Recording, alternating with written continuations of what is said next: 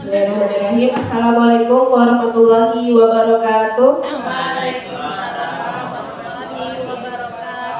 Yang terhormat Bapak Kepala Sekolah SMP Negeri 1 Pusako, yang sama-sama kita hormati Bapak Wakil Kepala Sekolah Bidang Kurikulum, Ibu Wakil Kepala Sekolah Bidang Kesiswaan, dan rekan-rekan Bapak dan Ibu Majelis Guru SMP Negeri 1 Pusako. Puji syukur kehadirat Allah Subhanahu wa Ta'ala karena kita masih diberikan kesehatan dan kesempatan sehingga pada hari ini kita bisa berkumpul dalam ruangan ini untuk sama-sama belajar sebagaimana yang kita yakini ya Bapak Ibu bahwa kita diwajibkan untuk menuntut ilmu walau sampai di liang lahat.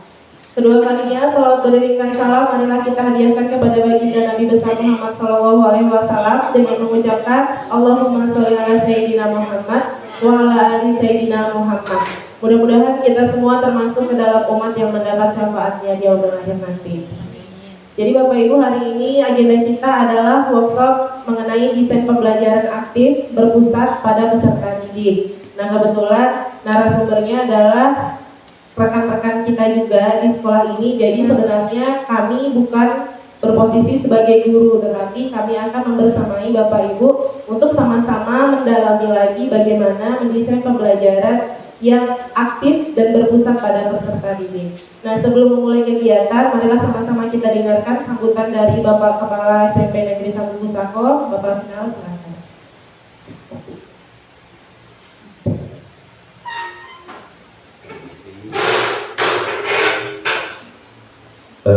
Assalamualaikum warahmatullahi wabarakatuh. Alhamdulillahirabbil alamin wassalatu wassalamu ala anbiya'i wal mursalin wa ala alihi washabihi ajmain. Puji syukur kehadirat Allah Subhanahu wa taala pada hari ini. Alhamdulillah, hari yang penuh berkah ini, alhamdulillah kita semuanya hadir ya. Semoga kita selalu diiringi Allah Subhanahu wa taala. Salawat beriring salam hadiahkan kepada Nabi besar kita yang Muhammad sallallahu alaihi wasallam di kalangan tempat Allah Rasul al-Jannah Muhammad wa ala alihi Muhammad.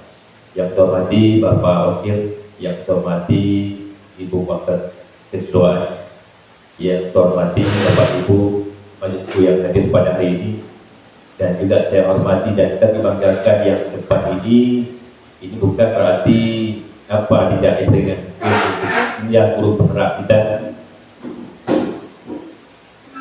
guru penggerak yang mana nanti akan berikan semacam sosialisasi tentang ilmu yang didapat selama ini.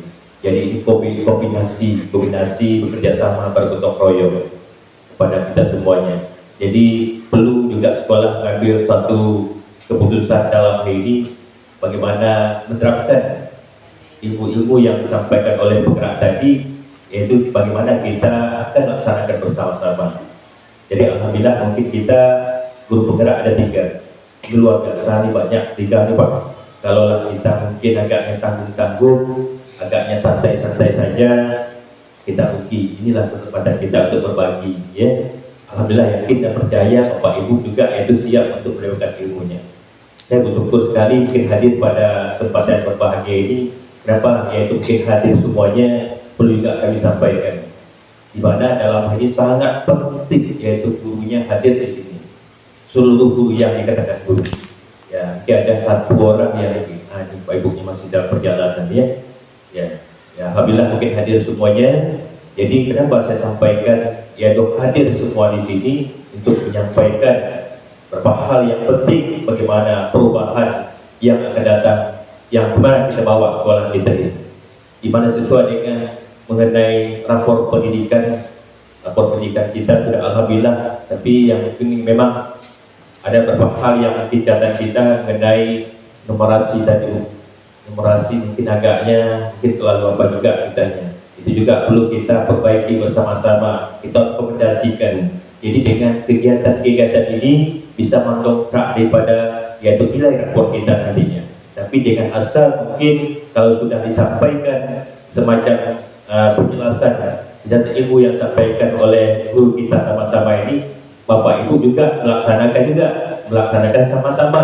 Sebab ini suatu komitmen kita. Kapan lagi kita punya ke depan yang bagus, sekolah kita ini tidak yang mulai dulu komitmen kita tadi namanya. Ya, jadi saya mungkin berharap besar pada Bapak Ibu yang hadir dalam ini, sehingga kegiatan yang mana desain pembelajaran aktif berpusat pada peserta didik ini salah satu pembelajaran berdiferensiasi namanya. Berdiferensiasi bagaimana? Yaitu kegiatan-kegiatan berpusat kepada anak, itu salah satu bagaimana kita yang jana tadi tentu kita menjadikan RPP bahasanya itu, atau si modul ajarnya itu, rencana pembelajarannya. Kalau sudah rencana pembelajarannya mungkin agaknya sesuai dengan harapan daripada yaitu KM tadi, otomatis nanti yaitu di lapangan dan juga menyampaikan ilmunya lebih mudah laginya. Jadi ini ada kesepakatan, sepemahaman, komitmen kita bersama. Tapi kalau di awal ini yaitu mungkin RPP, rencana pembelajaran model ajar mungkin tidak sesuai, tidak belum lagi jelas lagi, artinya yakin dalam implementasi penerapan di lokalnya mungkin tidak jauh apa yang kita harapkan. Jadi dengan hari ini mungkin kita juga hati kita, apalagi sekolah kita sebelum daripada IKN dari kita sudah ditunjuk sekolah yang berbasis yaitu sekolah binaan yaitu LPMP, dulu LPMP begini ya. Sekarang kan dirubah ya dirubah tadi tetap yaitu kita menggunakan SPMI tadi, penilaian IPA internet kita. Ya, yakin kita tidak ada yang menilai dari diri kita, bagaimana pesertanya, bagaimana yaitu narasumbernya. Ya, narasumbernya tidak jauh Bapak Ibu, narasumbernya dari kita sendirinya. Yakinlah, percaya dalam kegiatan-kegiatan yang begini yaitu punya nilai yang berharga dan dia dijadikan yaitu pendanaan. Jadi bisa dikeluarkan dana dari pos dari kita melaksanakan kegiatan kita. Ya, kegiatan kita ini kan yaitu banyak. Ya, nanti ada yang sampaikan yang bermacam-macam daripada ilmu tentang guru penggerak tadi.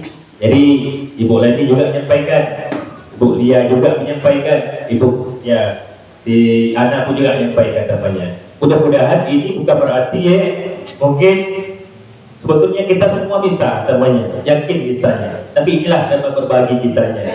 Ya. Tapi karena mungkin kawan ini dah duluan untuk melaksanakan ilmu itu dan capai itu, otomatis kita ikut apa yang disampaikan ini. Jadi tidak kita memperpanjangkan dari mukadimah. Mungkin selamat Bapak Ibu dalam melaksanakan ini. Setelah yaitu mungkin dilaksanakan, kita punya komitmen ke depan bagaimana kita itu agaknya betul-betul menerapkan daripada pembelajaran yaitu desain pembelajaran aktif berpusat pada siswa tadi. Untuk tidak memperpanjangkan lagi kepada Bapak Ibu, baik kita akan mulai dengan mengucapkan Bismillahirrahmanirrahim. Kegiatan workshop 1 hari atau mungkin 1 hari namanya desain pembelajaran aktif berpusat pada peserta didik yang resmi saya buka.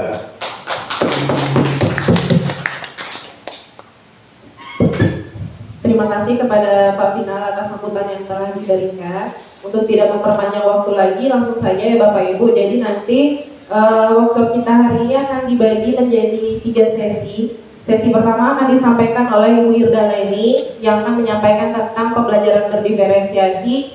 Kemudian sesi yang kedua itu dari Bu Juliana Rahma, yaitu tentang pembelajaran sosial emosional atau PSE. Dan nanti yang terakhir adalah saya sendiri. Nanti saya akan menyampaikan tentang bagaimana mendesain sebuah modul ajar untuk pembelajaran aktif yang berpusat kepada peserta didik. Langsung saja kita masuki sesi yang pertama. Bu Irda Leni, silakan.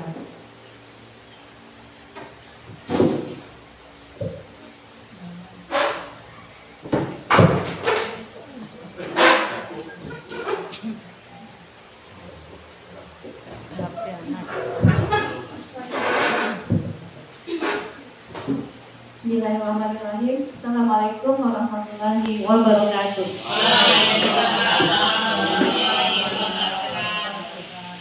Terima kasih saya ucapkan kepada Bapak Kepala Sekolah, Bapak Wakil, dan Bapak Ibu yang menjadi peserta workshop pada pagi hari ini. Salawat dan salam kita aturkan kepada Surah dan Ustaz kita. Salawat dan salam kita sampaikan kepada Surah dan Ustaz kita Nabi Muhammad SAW yang telah melimpahkan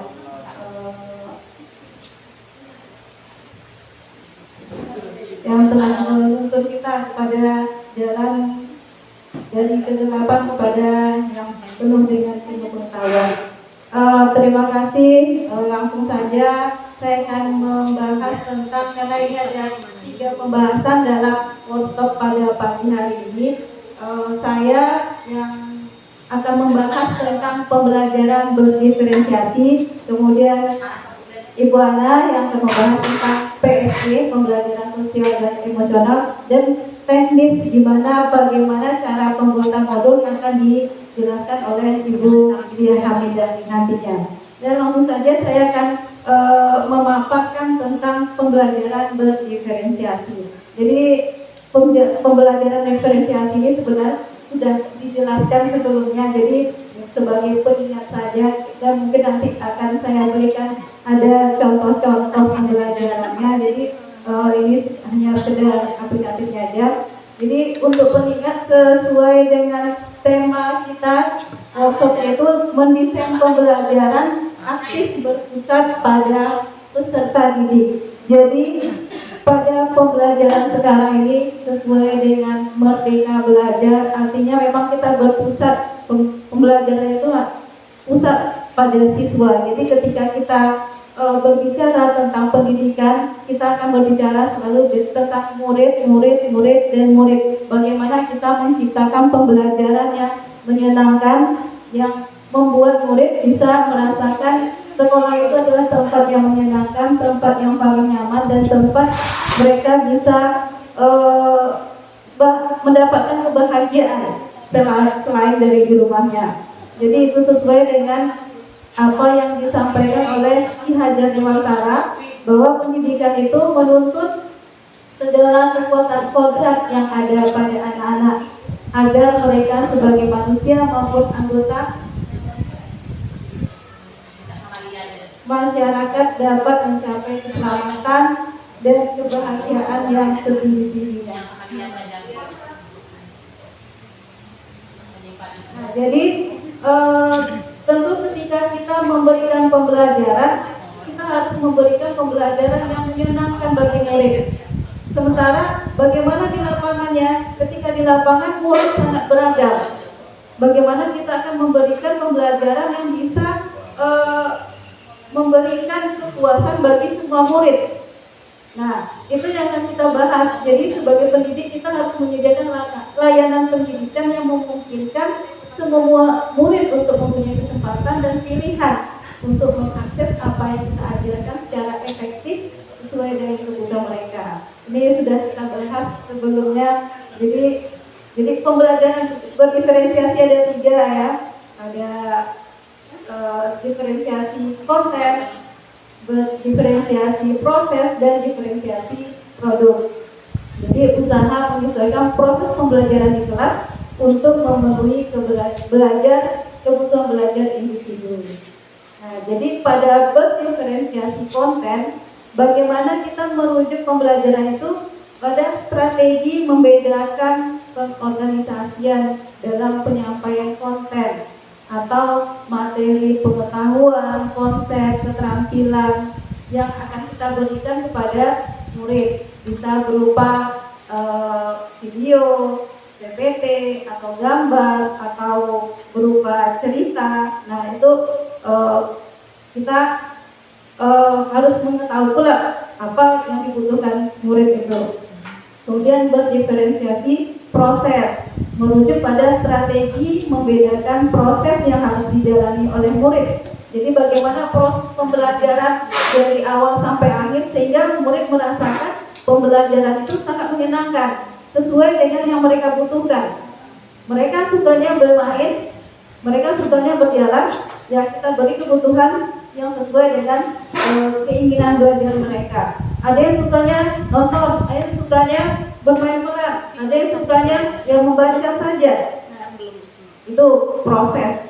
Kemudian diferensiasi produk, merujuk pada hasil belajar yang ingin didapatkan, misalnya hasil latihan, penerapan, dan pengembangan apa yang dipelajari. Jadi produknya apa yang akan kita inginkan dari siswa itu tadi. Mungkin siswa dalam pembelajaran dalam pembelajaran IPA misalnya ingin menghasilkan produk, misalnya membuat rangkaian sederhana atau proses pembuatan kapai, nah itu produk. Nah prosesnya mereka bisa mencari bagaimana apa yang mereka senangi caranya. Nah di sini saya langsung saja pendalamannya nampak.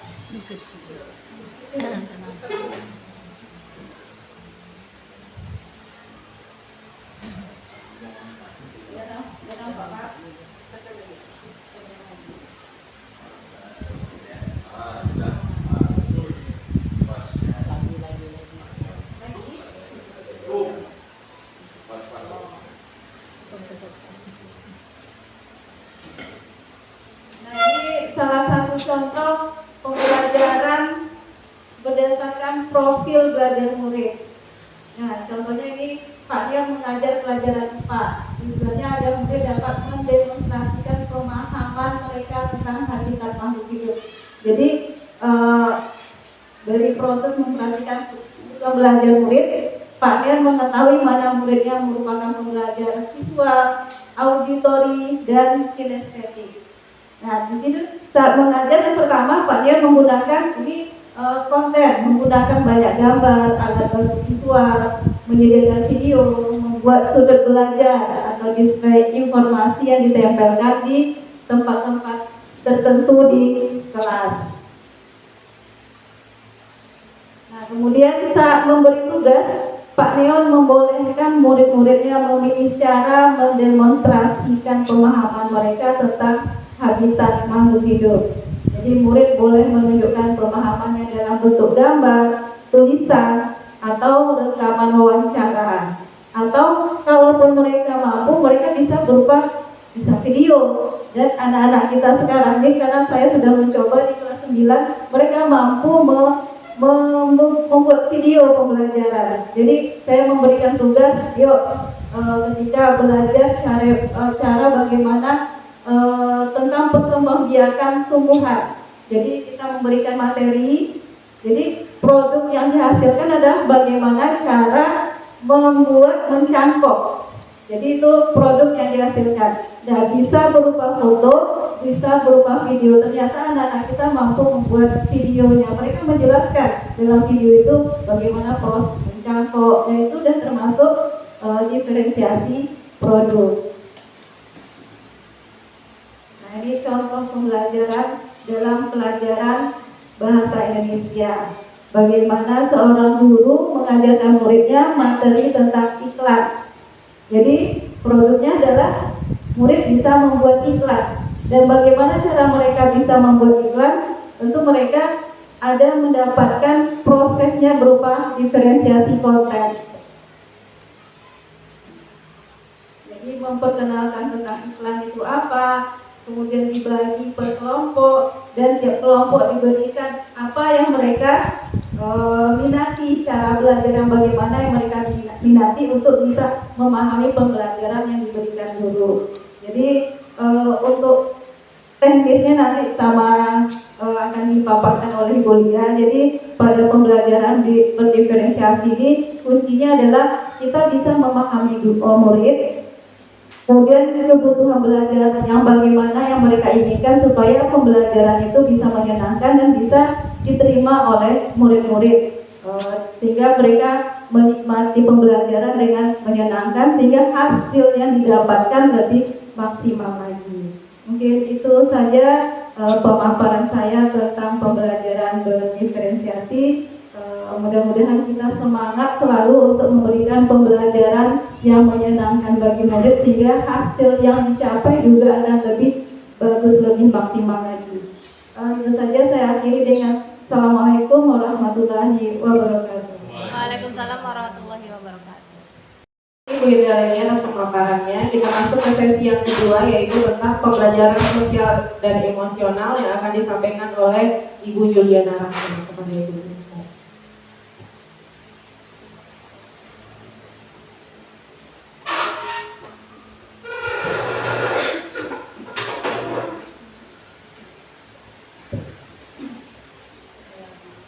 Assalamualaikum warahmatullahi wabarakatuh. Waalaikumsalam warahmatullahi wabarakatuh. Karena saya ucapkan alhamdulillahirobbilalamin wassalatu wassalamu ala asrofil anbiya'i wal mursalin wa ala alihi washabihi rasulillahi ajmain. Puji syukur kita ucapkan kepada Allah Subhanahu wa taala karena telah memberikan kita begitu banyak nikmat, terutama nikmat sehat, sehingga kita masih bisa bersama-sama berkumpul di sini untuk berdiskusi mengenai pembelajaran yang akan kita terapkan di kelas. Selanjutnya selawat berserta salam tidak lupa juga kita ucapkan buat baginda besar Nabi Muhammad SAW dengan mengucapkan Allahumma sholli ala sayyidina Muhammad wa ala ali sayyidina Muhammad. Baiknya yang terhormat Bapak Kepala Sekolah, Bapak Wakil, Ibu Wakil Kesiswaan serta rekan-rekan sekalian. Saya mengucapkan terima kasih karena sudah diberikan waktu untuk sama-sama kita berdiskusi di sini. Di sini topik yang akan saya bahas yaitu mengenai pembelajaran sosial dan emosional.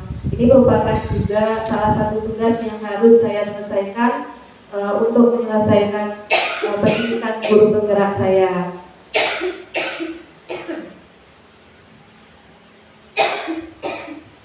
Nah, sebelum ke materinya, di sini saya ingin mengulang kembali filosofi yang sudah dibuat oleh Bapak Pendidikan kita di Hajar Dewantara, yaitu bahwasanya pendidikan itu menuntut segala kekuatan kodrat yang ada pada anak agar mereka sebagai manusia maupun anggota masyarakat dapat mencapai keselamatan dan kebahagiaan yang sejujurnya. Jadi di sini kembali lagi kita mengulang bahwasanya kita sebagai guru itu hendaknya menuntut murid kita, bukan menuntut mereka. Nah, selanjutnya di sini pendidikan sosial emosional ya, mengenai topik yang akan saya bahas. Apakah pembelajaran sosial emosional itu? Nah, kira-kira kalau berhubungan dengan emosional berarti itu termasuk salah satu kebutuhan ya, kebutuhan kita semua ya. Nah, untuk pendidikan sosial emosional ini bukan hanya untuk murid kita, tapi juga kita sebagai guru. Jadi pendidikan sosial emosional itu merupakan proses pembelajaran di mana belajar untuk mengelola emosi, peduli dengan sesama, membuat keputusan yang baik, berperilaku baik, dan bertanggung jawab. Nah, di sini definisi pembelajaran sosial emosional yang saya ambil yaitu pembelajaran yang dilakukan secara kolaboratif oleh seluruh komunitas sekolah sehingga memungkinkan anak dan orang dewasa mendapat dan menerapkan pengetahuan, keterampilan, dan sikap positif mengenai aspek sosial dan emosionalnya. Di sini ada 5 kompetensi atau 5 tujuan dari pendidikan pembelajaran sosial emosional ini. Yang pertama yaitu memberikan pemahaman, penghayatan, dan kemampuan untuk mengelola emosi. Nah, ini merupakan kompetensi yang ada dari dalam diri kita sendiri. Nah, kesadaran diri di sini. Selanjutnya yang kedua, menetapkan dan mencapai tujuan positif atau pengelolaan diri. Yang ketiga, merasakan dan menunjukkan empati kepada orang lain. Nah, atau kesadaran sosial. Selanjutnya membangun dan mempertahankan hubungan positif. Nah, ini keterampilan membangun relasi. Dan yang terakhir membuat keputusan yang bertanggung jawab atau pengambilan keputusan yang bertanggung jawab. Jadi kita bahas satu-satu. Nah, di sini yang pertama tadi adalah kesadaran penuh atau kesadaran diri. Nah, kesadaran penuh ini muncul saat seorang sadar sepenuhnya pada apa yang sedang dikerjakan dan dipikirkan dengan pikiran terbuka atau dalam situasi yang menghendaki perhatian yang penuh. Nah, di sini kembali saya mengulang kembali pembelajaran sosial emosional ini bahwasanya apa ya? Mungkin sebagai seorang guru kita ini bertanggung jawab bukan hanya untuk mengajar ya Bapak Ibu, banyak tugas-tugas yang lainnya, misalnya kayak tugas menjadi wakil, tugas menjadi kesiswaan, tugas menjadi wali kelas, terus tugas mengajar tambahan lainnya. Jadi di sini perlu rasanya untuk kita memahami cara kita memanage emosi kita. Nah, jadi yang pertama ini tadi kompetensi yang pertama kesadaran penuh. Jadi di sini itu kemampuan untuk memahami perasaan, emosi dan nilai-nilai diri sendiri, bagaimana pengaruhnya pada perilaku dan berbagai situasi yang konteks kehidupan. Jadi kita sebenarnya harus udah siap nih bahwasanya kita berada di sini dengan begitu banyak tanggung jawab, mungkin belum lagi tugas di rumah, ya kan, sebagai istri, sebagai ibu. Nah, di sini juga kita sebagai guru, kita kembalikan posisi itu ke murid kita. Murid kita juga punya emosionalnya, punya permasalahan mereka sendiri gitu. Misalnya mereka di rumah tak seperti apa, terus berteman tak seperti apa, permasalahan dengan temannya. Jadi sangat perlu kita memahami kondisi emosional sesama kita dan ke murid kita. Terus yang kedua, manajemen diri. Nah, kemampuan untuk mengelola emosi, pikiran, dan perilaku diri secara efektif dalam berbagai situasi untuk mencapai tujuan dan aspirasi. Pengelolaan emosi ini dapat dilakukan dengan melatih kesadaran penuh dengan teknik STOP. Mungkin kemarin sudah disampaikan juga sama rekan kita Ibu Iqbal ini, yang sebelumnya juga sudah menyampaikan materi yang sama, yaitu misalnya kayak kita masuk di kelas dulu, kita harus memanajemen diri kita dengan baik. Misalnya tadi ada permasalahan di rumah, ya kan? Nah, jadi jangan permasalahan itu kita bawa kelas kita. Jadi kita harus memanajemen diri kita. Coba kita stop sebentar, stop di sini tuh kayak berhenti melakukan yang pertama itu stop, berhenti melakukan aktivitas. Bisa juga kita praktekkan di kelas. Misalnya kan anak-anak kan belum siap untuk belajar, jadi kita terapkan dulu teknik stopnya ini. Apalagi di jam-jam rawan ya, Bapak Ibu, di jam-jam siang. Nah, terus take a deep breath. Setelah itu kita minta, atau kita sendiri, kita ini kan manajemen diri nih, kita stop dulu melakukan sesuatu, kita duduk dengan tenang, terus kita tarik nafas, kemudian kita amati apa yang kita rasakan pada tubuh kita. Kemudian setelah kita rileks, baru kita lanjutkan kegiatan yang ingin kita laksanakan. Nanti bisa juga kita terapkan ke murid kita di kelas. Atau selain ini nanti teknik stop bisa kayak ice breaking, nyanyi dulu, itu termasuk nanti bisa itu untuk murid kita ya di kelas. Terus yang ketiga, kesadaran sosial atau empati. Nah, di sini kemampuan untuk memahami sudut pandang dan dapat berempati dengan orang lain, termasuk mereka yang berasal dari latar belakang, budaya dan konteks yang berbeda. Dengan menerapkan pembelajaran sosial emosional akan mendorong murid untuk mempertimbangkan perspektif dan perasaan teman sebaya, guru dan orang tua mereka.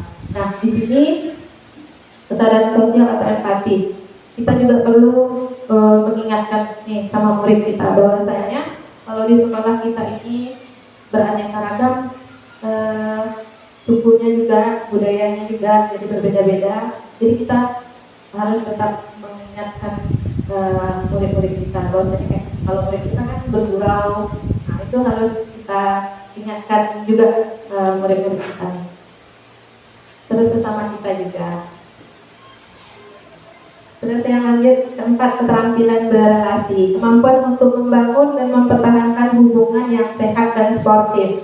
Pembelajaran ini juga mengajarkan murid bagaimana cara bekerja sama yang baik dengan orang lain dan melatih kerjasama tim. Murid juga mampu mendengarkan dan mampu berkomunikasi dengan orang lain, menyelesaikan konflik sederhana secara damai dan mengetahui kapan harus minta atau menawarkan bantuan.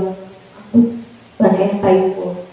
Nah, di sini keterampilan berrelasi ini kalau untuk murid mungkin bisa kita terapkan itu di kerja kelompok.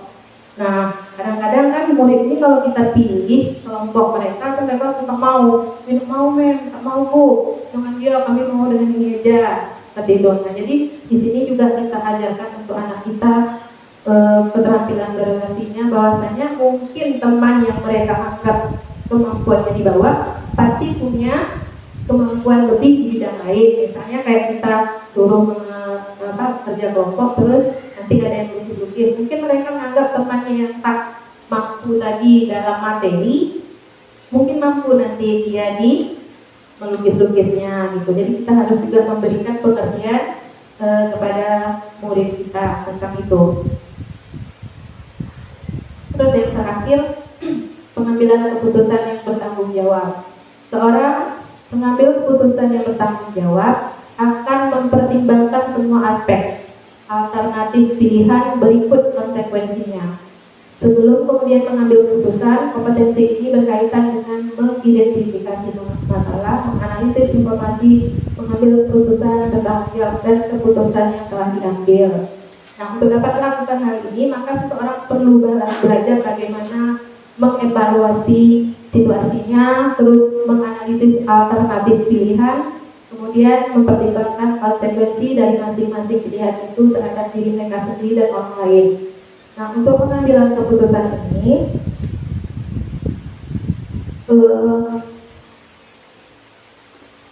untuk kita terapkan di murid mungkin bisa dengan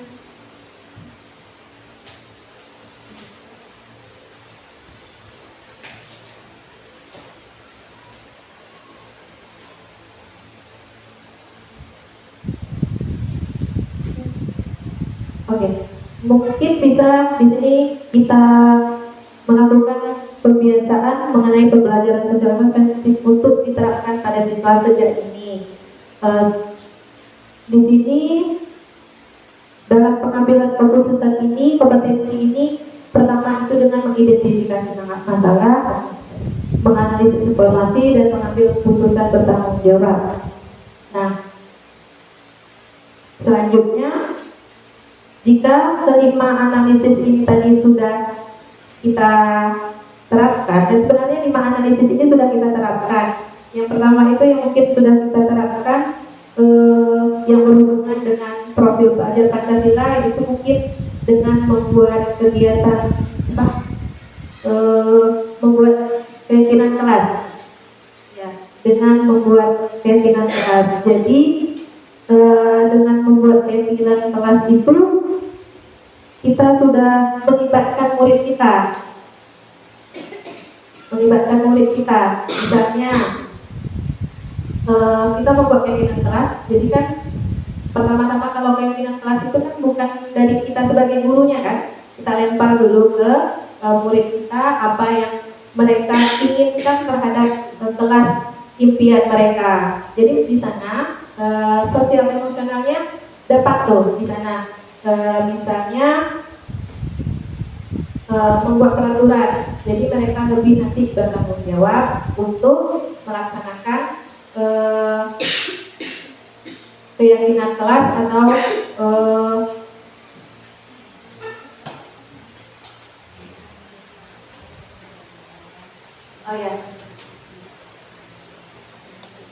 dalam berdiskusi tadi juga sudah disebutkan,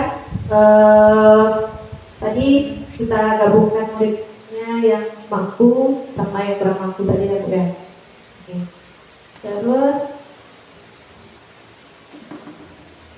nah contohnya di kesadaran diri untuk dalam perbuatan keyakinan kelas tadi, murid memberikan nilai yang diyakininya berkaitan dengan lingkungan kelas dan sekolahnya. Itu merupakan kesadaran diri. Misalnya, tidak boleh menggunakan sepatu di dalam kelas. Jadi mereka kan punya rasa kesadaran dirinya. Kemudian rasa kesadaran sosialnya di sini murid mempertimbangkan pendapat temannya. Jadi kalau untuk membuat keyakinan kelas itu kan bukan dari satu orang atau bukan dari gurunya, jadi mereka sama-sama nanti. Jadi di situ tumbuh kesadaran sosialnya. Kemudian yang kompetensi pengambilan keputusan yang bertanggung jawabnya itu mereka belajar membuat keputusan yang beralasan berdasarkan logika dengan menganalisis informasinya. Jadi setelah mereka sepakat, terus mereka akan bertanggung jawab atas konsekuensi yang akan didapat ketika mereka melanggar peraturan yang telah dibuatnya. Terus yang terakhir, di sini akan membahas tentang kesadaran penuh. Nah, kesadaran penuh ini merupakan kesadaran yang muncul ketika seseorang memberikan perhatian secara sengaja pada kondisi saat sekarang yang didasarkan dengan cara ingin tahu dan kebaikan. Kesadaran penuh muncul saat seorang sadar sepenuhnya pada apa yang sedang dikerjakan dengan pikiran terbuka atau dalam situasi yang menghendaki perhatian yang penuh. Nah, di sini ada praktek apa tadi? Teknik stop tadi. Kita bisa dengarkan sama-sama dulu ya. Atau pas dengar langsung dipraktekkan.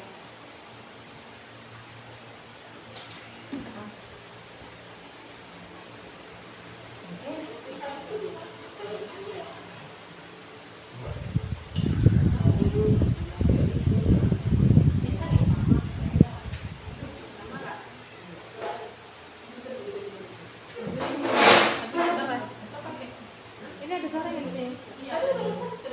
Iya, padahal tadi nggak bisa. Ah iya, apa itu aja?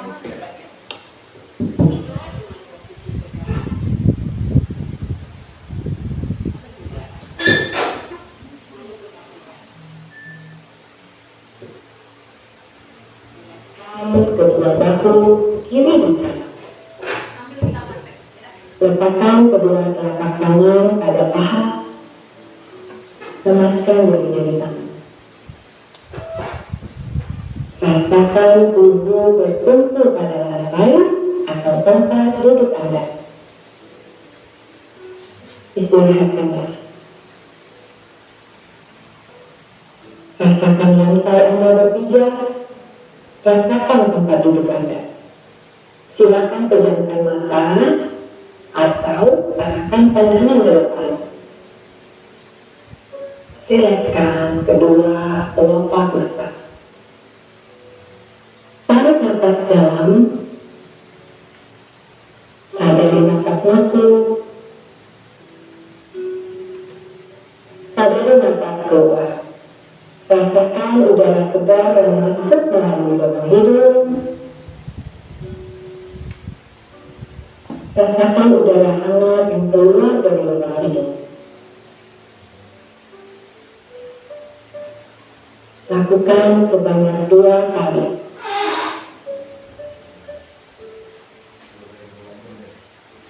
Nafas masuk, nafas keluar. Amati apa yang Anda rasakan pada tubuh Anda. Adakah bagian tubuh yang terasa kaku? Rilekskan tubuh, mulai dari otot-otot wajah, leher, punggung, bahu kiri, bahu kanan, lengan atas, pergelangan tangan, dan ke-10 jari tangan. Rilekskan otot perut, kedua belah paha, lutut, dan betis, hingga ke seluruh jari-jari kaki. Amati Amati apa yang Anda rasakan saat perut mengembang sebelum membuang nafas.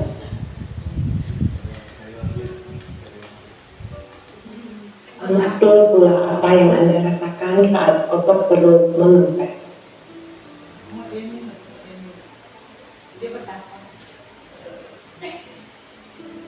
Apa yang Anda pikirkan saat ini?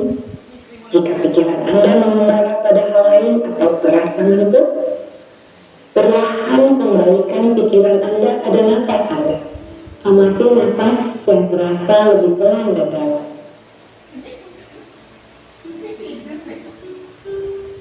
Amati tubuh yang terasa lebih rileks.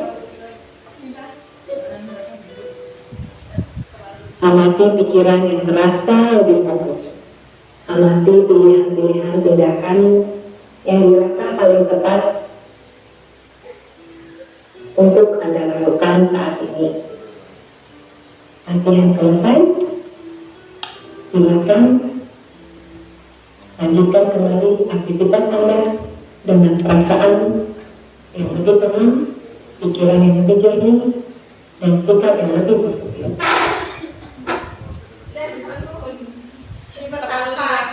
Betapa, relaksasi betapa ya. Oke, nah ini merupakan salah satu teknik stop yang bisa kita gunakan untuk diri kita sendiri, bisa kita praktekkan ke murid kita juga. Nah, misalnya kayak kalau anak ada masalah nih, jangan buru-buru kita menghampiri anak yang bermasalah itu, kita menyendiri sejenak atau melakukan teknik stop dulu. Kalau saya belum pernah sih melaksanakan teknik stop ini, cuma kalau anak bermasalah itu saya usahakan untuk tidak saat itu saya mengerjakan anak yang bermasalah itu, karena kita juga dalam keadaan emosi kan. Oke, mungkin hanya itu yang bisa saya sampaikan. Lebih kurang saya mohon maaf. Saya akhiri. Wassalamualaikum warahmatullahi wabarakatuh. Waalaikumsalam warahmatullahi wabarakatuh. Ya. Baik, sekarang kita masuk ke sesi yang terakhir. Sebelum dimulai, nah ini salah satu teknik kita untuk mengembalikan konsentrasi yang biasa kita lakukan, yaitu dengan melakukan ice breathing ya Bapak Ibu. Sekarang dimohonkan Bapak Ibu berdiri sebentar. Kita akan melakukan beberapa gerakan kecil supaya agak hilang ngantuknya. Tadi yang terlalu rileks biar bisa bangun lagi ya Bapak Ibu.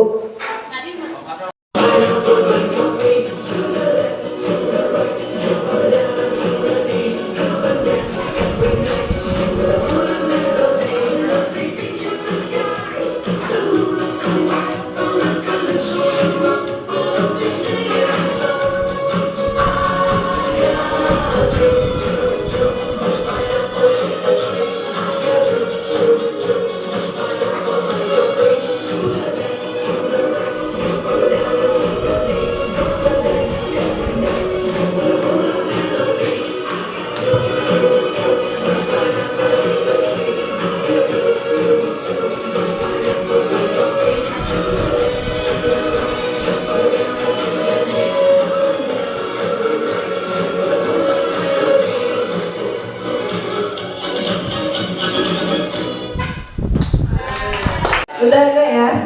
Tadi terlalu relaksasi, jadi mudah-mudahan pada segar kembali. Udah ya, kita udah ice break. Jadi mengikuti gerakan.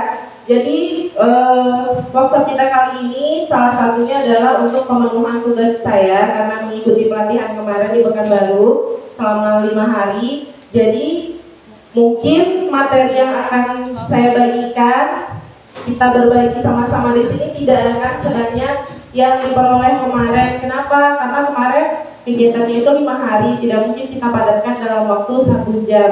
Jadi akan diambil inti-intinya saja. Jadi selama kegiatan kemarin ada 4 materi utama yang diberikan, yaitu yang pertama mengenai pengantar kurikulum, kemudian yang kedua pembelajaran efektif, yang ketiga desain pembelajaran aktif, dan yang keempat itu tentang desain asesmen pembelajaran aktif. Tapi nanti yang akan kita lakukan di sini bersama-sama itu kita ambil garis besarnya saja. Jadi bagaimana kita bisa mendesain sebuah pembelajaran yang aktif untuk peserta didik kita dan berpihak kepada peserta didik. Nah tadi dan beberapa waktu sebelumnya juga sudah ada disampaikan mengenai pembelajaran berdiferensiasi, pembelajaran sosial emosional. Nah itu beberapa hal yang dibutuhkan, beberapa hal ya, bukan berarti hanya itu saja, tetapi beberapa hal yang dibutuhkan ketika kita ingin mendesain sebuah pembelajaran yang menuntut siswa atau peserta didik supaya lebih aktif dalam kegiatan pembelajaran. Nah, sebenarnya dalam satu rangkaian pembelajaran itu, alurnya itu ada 5 Bapak Ibu. Yang pertama kita tentukan tujuan pembelajarannya. Yang kedua, kita tentukan asesmennya dulu. Yang ketiga, baru kita susun aktivitasnya dalam modul ajar. Yang keempat, kita laksanakan pembelajaran. Setelah dilaksanakan, kita evaluasi apakah pembelajaran yang kita lakukan itu sudah berhasil, apakah ada yang perlu diperbaiki, apakah ada yang perlu ditingkatkan. Nah, antara yang 2 dan 3 ini, saya pribadi itu sebelumnya sering sekali tertukar posisinya. Jadi ketika kita ingin masuk kelas, yang pertama ditentukan itu adalah apa tujuan pembelajaran yang ingin kita capai. Nah, satu tujuan pembelajaran bukan berarti harus habis dalam satu pertemuan, tidak. Bisa jadi satu tujuan pelajaran itu dilakukan dalam beberapa pertemuan. Misalnya Pak Sapri olahraga, tujuan pembelajarannya peserta didik dapat melakukan senam lantai. Nah, untuk melakukan itu tidak bisa selesai dalam satu hari, itu boleh. Kemudian setelah kita dapat tujuan pembelajarannya, kita harus tentukan dulu asesmennya. Jadi misalnya saya matematika, tujuan pembelajarannya misalnya mungkin menggunakan operasi aritmatika untuk menyelesaikan permasalahan dalam kehidupan sehari-hari. Misalnya itu tujuan pembelajarannya. Setelah dapat tujuan pembelajarannya, tentukan dulu asesmennya. Asesmennya apa yang mau kita lakukan nanti? Kalau olahraga misalnya berarti dia praktek. Harus kita tentukan dulu. Kalau misalnya matematika, asesmennya dalam bentuk menyelesaikan sebuah soal, asesmen akhirnya. Nah, setelah dapat asesmennya apa yang akan kita lakukan, baru kita desain langkah-langkah pembelajarannya. Kalau kita biasanya kebalik ya Bapak Ibu, kita desain dulu pembelajarannya, setelah itu baru asesmen. Padahal harusnya asesmen dulu. Setelah tahu tujuan, kita tentukan asesmennya dulu, baru kita rancang aktivitas pembelajarannya sesuai dengan asesmen yang akan kita lakukan. Setelah membuat modul ajar, kita laksanakan pembelajaran, dan terakhir itu kita evaluasi. Apakah tadi pembelajarannya sudah berjalan baik atau belum ya? Kira-kira tadi nampak siswanya sudah aktif semua atau masih banyak yang diam ya? Kalau ternyata banyak yang diam, berarti kita harus refleksi diri, apa nih yang masih kurang dalam kegiatan pembelajaran.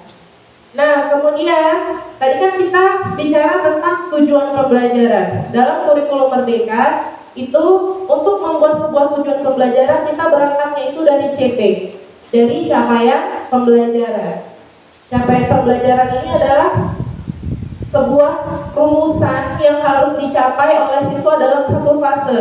Jadi kalau dulu kita biasanya KIKD, nah sekarang jadinya CP. CP itu dicapainya dalam satu fase. Kalau di SMP kita itu fase D. Kalau di SD itu ada 3 fase. Fase A, fase B, fase C. 1, 2 itu fase A, 3, 4 fase B, kemudian 5, 6 itu fase C. SMP 3 tahun itu fase D, kemudian SMA itu fase E dan F, ada 2 fase. Jadi CP ini harus tercapai dalam satu fase, berarti kita 3 tahun, 3 tingkat. Nah, dalam kurikulum Merdeka, kita kan menentukan nanti namanya alur tujuan pembelajaran itu, kalau kita dulu namanya silabus. Silabus ya Bapak Ibu, ini kita menentukan. Jadi misalnya, saya informatika, ada satu CP untuk teknik informasi dan komunikasi, itu diantaranya adalah mereka menggunakan perkakas TIK pengolah kata, presentasi itu Microsoft Word, Excel, PowerPoint itu misalnya. Nah kemudian saya akan atur di kelas 7 mereka akan menerima yang Word-nya dulu. Di kelas 8 mereka nanti baru menerima yang Excel dan PowerPoint-nya. Itu nanti kita yang bisa menentukan. Makanya biasanya kalau kita kan masih ATM ya Bapak Ibu, saya juga. Tujuan pembelajaran dan alur tujuan pembelajaran ini sebagian besar dari kita itu masih menggunakan sistem ATM, amati, tiru, modifikasi, dari PMM dan yang sudah tersebar di internet. Kalau untuk sekolah yang sudah bagus itu mereka tujuan pembelajaran dan alurnya ini yang menyusun adalah gurunya, bukan individu. Jadi misalnya kalau informatika kebetulan sendiri ya berarti saya harus sendiri. Kalau misalnya bahasa Inggris ada 3, kebetulan tiap tingkat gurunya beda nih. Kelas 7 beda, 8 beda, 9 beda. Itu mereka harus duduk bersama menentukan alur tujuan pembelajarannya. Jadi nanti nyambung dia.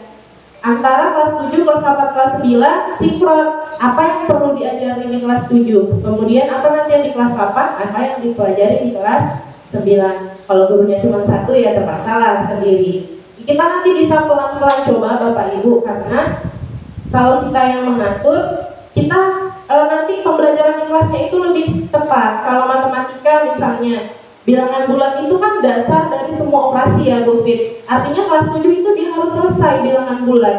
Jangan nanti udah masuk ke bilangan berpangkat, ternyata bilangan bulatnya belum dapat. Jadi menyusun alur tujuan pembelajaran itu harus bertingkat dari mulai yang paling mudah menjadi yang paling kompleks. Dari yang paling abstrak, konkret ke yang paling abstrak. Kita punya kebebasan untuk mengatur mana yang di kelas 7, mana yang kelas 8, mana yang kelas 9. Itulah mengapa kalau Bapak Ibu perhatikan, kalau Ibu membandingkan beberapa buku paket, itu bisa jadi isinya beda-beda. Karena dia patokan TP-nya beda-beda.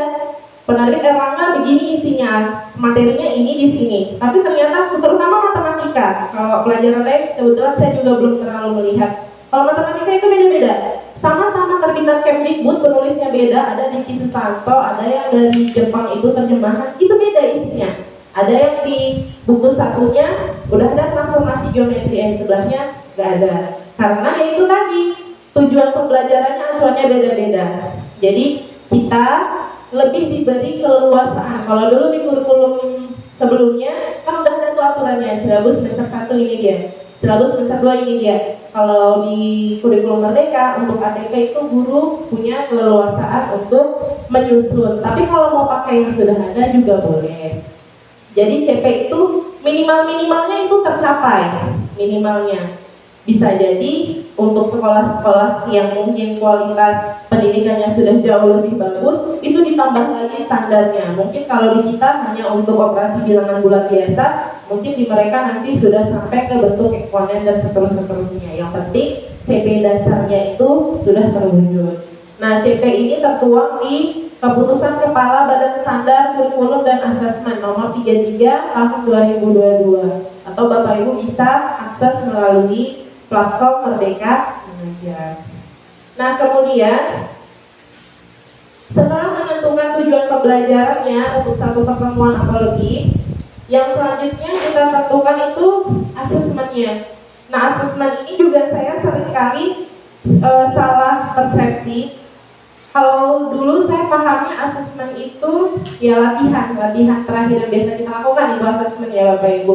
Ternyata asesmen itu secara garis besar itu terdiri dari 2 jenis. Yang pertama itu adalah asesmen formatif, yang kedua asesmen sumatif. Perbedaan mendasar antara 2 asesmen ini adalah tujuannya.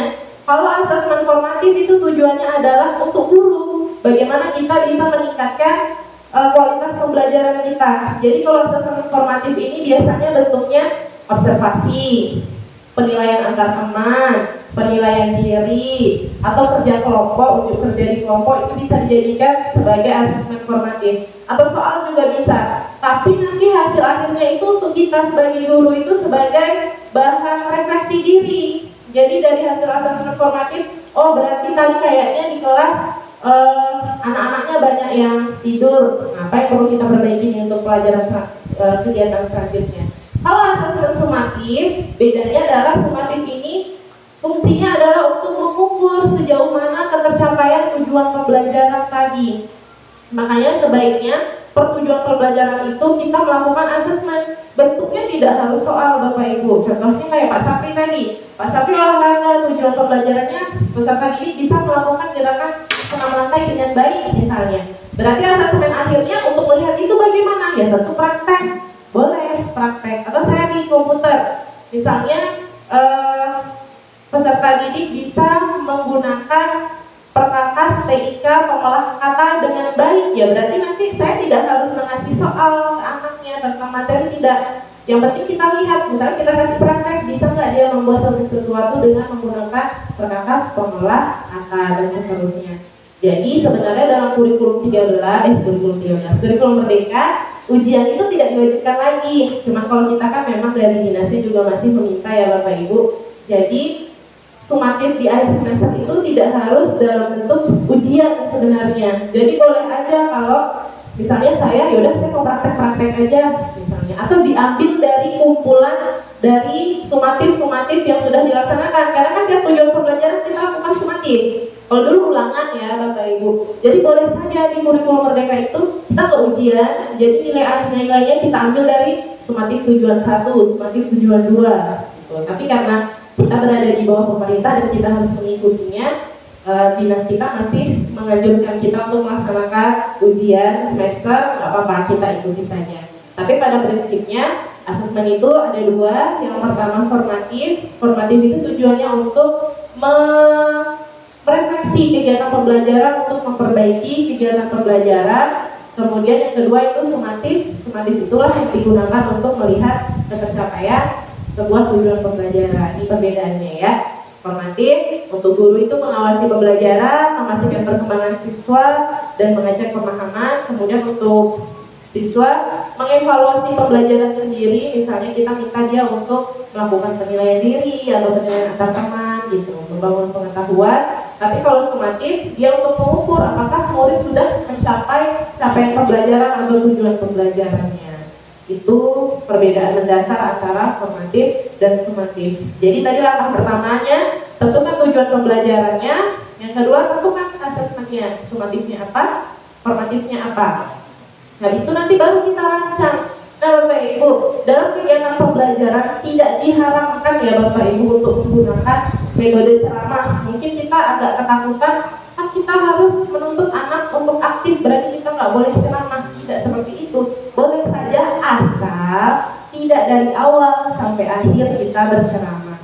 Karena kadang ada sebuah materi yang memang perlu guru menyampaikan itu dulu secara ceramah, karena itu materi baru. Misalnya kayak kalau anak kita ini kan komputer dia belum bisa pakai, belum pernah pakai. Jadi di awal saya menggunakan metode ceramah dulu. Ini loh cara menghidupkan komputer, atau cara menggunakan Microsoft Word saya lakukan dengan demonstrasi dan ceramah, itu boleh. Tapi yang tidak boleh itu dari awal sampai akhir anak-anak hanya duduk mendengarkan, itu yang perlu dihindari. Tapi kalau di awal kita kasih materi dulu ceramah boleh. Setelah itu nanti baru anak-anak misalnya diminta untuk mengerjakan diskusi secara berkelompok atau secara berpasangan atau individu. Jadi jangan malu kalau di dalam kelasnya ada ceramahnya, tidak haram, masih boleh sekali. Tapi catatannya adalah tidak terus-terusan dalam satu pertemuan itu guru melakukan kegiatan ceramah. Kemudian ada kaitannya dengan tadi pembelajaran berdiferensiasi. Apakah harus dikelompokkan? Apakah harus duduk berkelompok? Tidak juga, kondisional. Contohnya, saya di labor, karena komputernya terbatas, kelompoknya mereka saya minta berpasang-pasangan, itu boleh. Atau misalnya sendiri aja lah, kata Pak Sapri. Susah nanti kalau berkelompok, boleh. Jadi pembelajaran berdiferensiasi memang sebaiknya berkelompok supaya kita lebih mudah kasih intervensinya. Tapi bukan berarti wajib berkelompok, tidak. Yang penting anak-anak nanti terlibat aktif dalam kegiatan pembelajaran. Nah sekarang masuk ke intinya, yaitu pembuatan modul ajar. Menurut Bapak Ibu kira-kira beda nggak sih antara RPP dengan modul ajar? Sama atau berbeda? Sama kata Pak Ridwan. Ada yang punya pendapat lain? Beda nama aja, betul ya Bapak Ibu? Betul itu Pak Ridwan. Modul ajar sama dengan RPP, cuma nanti ada perbedaannya itu di isinya aja. Kalau dulu kita nggak ada profil pelajar Pancasilanya kan, kalau dalam modul ajar kita harus mencantumkan profil pelajar Pancasila apa yang diharapkan meningkat ketika pertemuan ini. Kalau lainnya sama saja. Jadi makanya biasanya antara modul sama RPP itu bedanya di atasnya aja. dimulai dari judul, kan ada fasenya. Kalau dulu nggak pakai fase, sekarang fase, ada elemennya dan lain-lainnya. Kalau diisi biasanya sama, pendahuluan, inti, penutup, lampiran dalam bentuk asesmen sama. Jadi sebenarnya kita sudah bisa membuat sebuah modul ajar. Nah kemudian modul ajar itu tidak perlu terlalu panjang, yang penting lampirannya.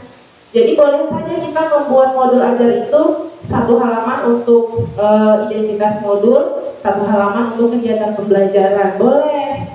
Jadi nggak harus panjang, kali lebar, kali tinggi, tidak. Kita hanya perlu menyebutkan detail-detail pembelajarannya itu secara garis besar saja. Misalnya, guru kegiatan pendahuluan kan sama tuh. Guru melakukan kegiatan pendahuluan rutin seperti mengecek kehadiran, mengucap salam, kemudian apalagi menanyakan kabar, absensi, itu kan sama. Nanti habis itu berdoa, meminta berdoa, kemudian menyampaikan tujuan pembelajarannya, kemudian menyampaikan asesmen apa yang akan kita lakukan itu sama. Paling nanti kalau kegiatan pendahuluan itu hanya 5 atau 6 baris selesai. Kegiatan inti juga nggak perlu terlalu detail. Jadi misalnya kegiatan intinya guru menyampaikan materi tentang Microsoft Excel, dah selesai. Nanti saya akan tunjukkan contoh modul ajarnya, sederhana sekali, tidak terlalu panjang. Sebenarnya bisa kita buat sama-sama. Jadi kemudian tidak ada aturan baku mengenai bentuk modul ajar, itu nggak ada. Makanya kalau kita nyari di internet itu bentuknya beda-beda Bapak Ibu. Ada yang polos seperti RPP dulu, cuman di atasnya pakai tabel-tabel nama, ada yang gitu. Ada yang bersusun aja dia ke bawah, ada juga yang pakai Canva dia buatnya. Terserah. Yang penting isinya ada 3, tapi dia informasi umum itu harus ada, informasi umum, kemudian komponen inti dan lampirannya ini yang harus ada. Di bagian komponen inti tidak perlu panjang-panjang. Yang penting nanti ada lampirannya. Lampirannya juga kalau tidak butuh panjang, tidak perlu panjang. Misalnya Pak Sabri tadi kan praktek, berarti nanti lampirannya hanya rubrik penilaiannya saja misalnya. Ada situ nanti keterangan tentang asesmennya, itu juga sudah bisa. Jadi dalam informasi umum biasa ya ada identitas, kemudian komponen. Komponen itu misalnya kalau informatika ada TIK, elemennya ya. Kalau matematika itu ada geometri, bilangan, dan seterusnya. Kalau Pancasila saya kurang tahu. Kemudian profil pelajar Pancasilanya apa? Dalam satu pertemuan tidak harus ke-6-6-nya muncul. Misalnya kalau dalam pertemuan itu kita ajak anak untuk berdiskusi, pasti dia ada elemen gotong royongnya. Kemudian apakah ada kreatifnya? Jadi tidak harus semuanya, nggak harus 6-6-nya, bisa 2, 3, 4. Kalau ada semuanya ya nggak apa-apa juga. Kemudian sarana prasarana yang dibutuhkan itu berarti apa? Misalnya proyektor, ruang kelas, halaman sekolah, kalau olahraga laboratorium komputer. Nah itu. Target peserta didik ini apakah dia reguler, berkebutuhan khusus, kemudian jumlah peserta didiknya berapa, itu disebutkan.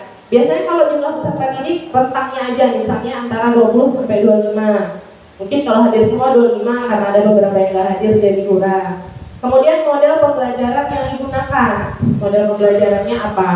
Kemudian untuk inti ini sama, tujuan pembelajaran itu jangan lupa disebutkan, bentuk asesmen, pemahaman bermakna, pertanyaan pemantik, kegiatan pembelajaran, refleksi peserta didik dan pendidik. Nah ini juga agak berbeda dengan di RPP, pemahaman bermakna dan pertanyaan pemantik. Jadi pemahaman bermakna itu memberikan pemahaman kepada peserta didik mengenai kegunaan dari materi yang akan kita pelajari dalam kehidupan sehari-hari. Kalau pertanyaan pemantik ini di awal sebaiknya kita tidak perlu menyebutkan ini pertanyaan pemantik ya anak-anak, tidak harus seperti itu, tapi kita ajukan sebuah pertanyaan yang bisa mengundang keinginan anak didik untuk mempelajari materi yang akan dipelajari. Jadi nggak usah disebutkan ini pertanyaan pemantik, seakan tidak usah. Kita tanyakan aja. Misalnya kalau di komputer, anak-anak kira-kira ada yang tahu nggak gimana ya caranya ngolah data yang segitu banyaknya? Bisa nggak ya dengan menggunakan komputer, kalkulator? Berapa ya waktu yang dibutuhkan? Nah itu aja udah boleh. Jadi nanti kan, oh iya bisa ya dengan Excel ya, gimana ya caranya? Gitu. Jadi pertanyaan pemantik itu pertanyaan yang memantik peserta didik supaya mereka punya keinginan untuk belajar. Nah, di lampiran ini perlu ada lembar kerja peserta didik kalau ada, kemudian pengayaan data media, bahan bacaan, glosarium dan daftar pustaka. Ini yang bagusnya. Seminimal-minimalnya yang penting ada LKPD, kemudian materi biasanya. Tapi kalau misalnya untuk pegangan kita aja, kita cukup lampirkan LKPD-nya saja sudah oke. Yang penting ada bagian informasi umum, ada bagian komponen inti, dan ada bagian lampiran. Ini yang udah bagusnya. Kalau lengkap semuanya ini sudah bagus. Nah, ini untuk penutup materinya sebelum kita melihat ke modul ajarnya ya Bapak Ibu.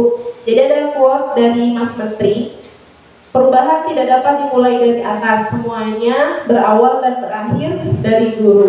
Jangan menunggu aba-aba, jangan menunggu perintah, ambillah langkah pertama.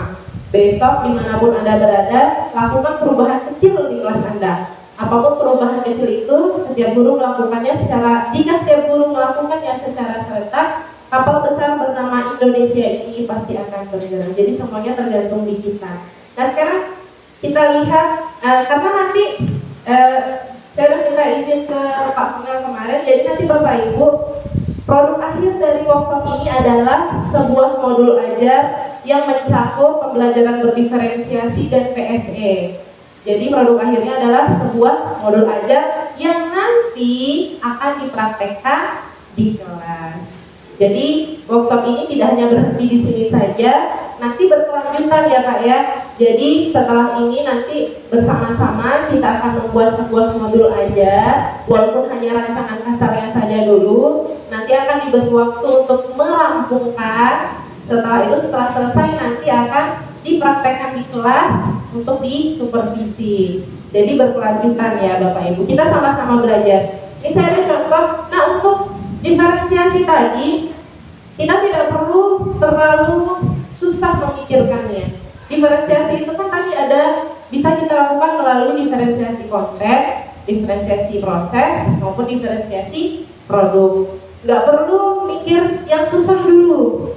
Cukup ada minimal satu saja diferensiasi itu sudah bagus. Tidak perlu memaksakan saya maunya, ya kalau bisa nggak apa-apa.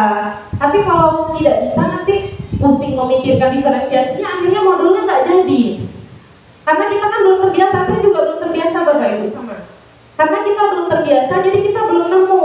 Ini kan kita masih tahun pertama lah anggap saja ya Bapak Ibu.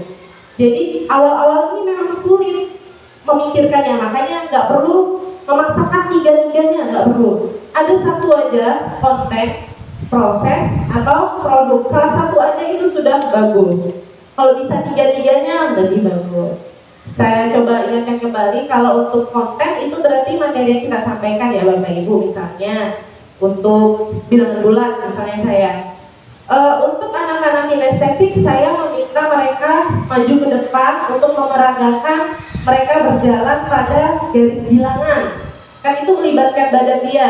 Untuk anak kinestetik itu bisa lebih ingat dia.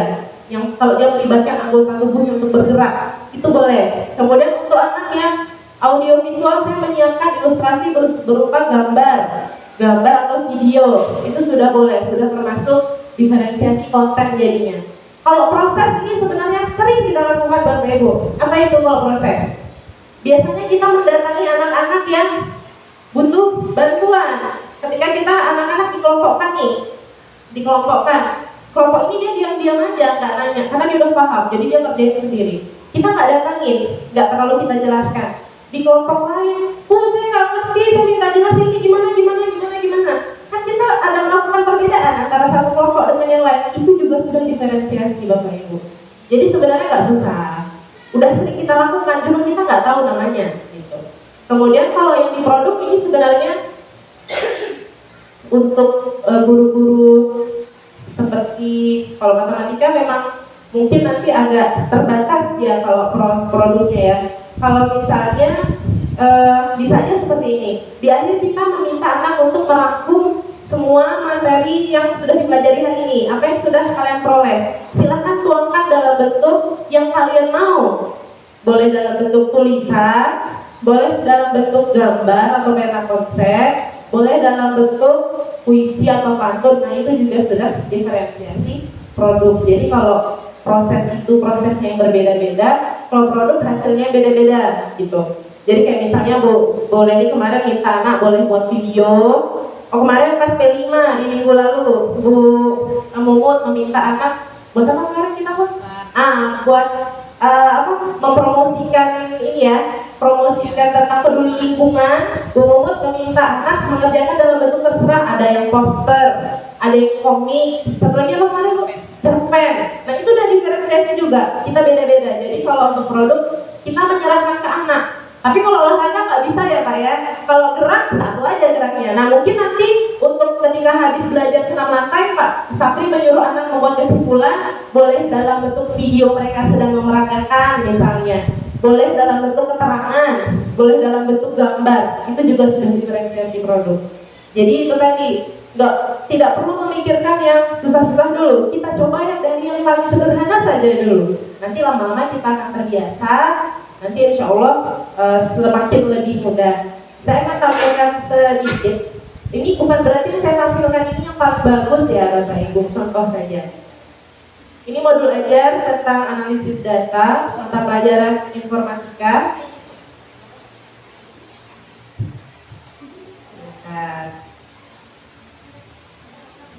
Hanya singkat saja, di halaman pertama ini saya buat khusus informasi loh ini maaf ya Bapak Ibu.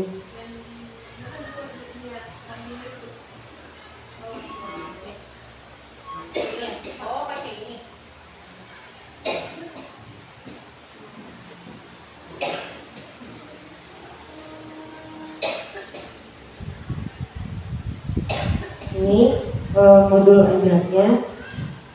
Yang pertama ini dokumen identitas modul, mulai dari penyusun, satuan pendidikan, mata pelajaran, materinya, fase, alokasi waktu, modelnya, jumlah peserta didik, elemen dan seterusnya.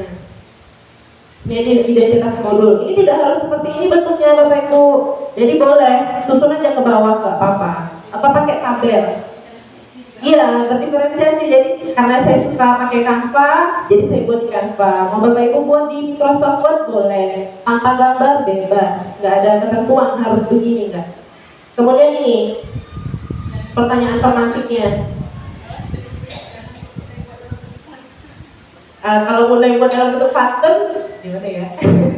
Asal ada isinya nggak apa-apa.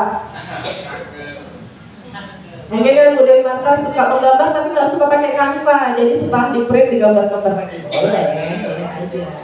Nih langkah-langkah kegiatan pembelajaran seperti biasa, kegiatan pendahuluan itu mengondisikan peserta didik baik secara fisik maupun psikis, mengucapkan salam sama ini semua. Kemudian guru mengajak murid untuk mengingat kembali keyakinan kelas yang telah disepakati. Atau biasanya kalau saya dengar dari anak-anak, Bu Dewi yang paling rajin ngecek kebersihan itu juga sudah termasuk ke dalam mengingatkan kembali tentang keyakinan kelas. Karena keyakinan kelas itu pasti mereka ingin belajar dalam keadaan bersih. Jadi Bu Dewi tiap masuk ngecek dulu, ayo tengok sampahnya, bajunya udah rapi apa belum, itu termasuk ke dalam mengingatkan kembali tentang keyakinan kelas. Kemudian mengajak murid untuk melakukan ice breaking.